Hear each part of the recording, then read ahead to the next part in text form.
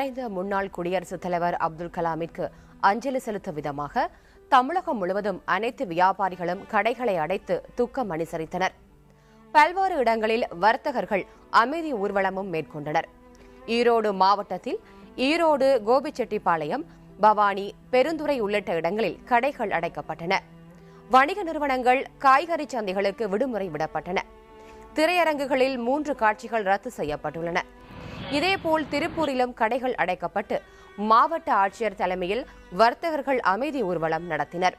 இதில் மாநகர காவல்துறை ஆணையர், பொதுமக்கள் உட்பட ஏராளமானோர் பங்கேற்றனர். அப்துல் கலாமிற்கு அஞ்சலி செலுத்தும் வகையில் புதுக்கோட்டையில் உள்ள அனைத்து கடைகளையும் திறக்காமல் வர்த்தகர்கள் துக்கம் அனுசரித்தனர். பள்ளி, கல்லூரி மாணவர்கள் அமைதி ஊர்வலம் மேற்கொண்டு மரக்கன்றுகளை நட்டு கலாமிற்கு அஞ்சலி செலுத்தினர்.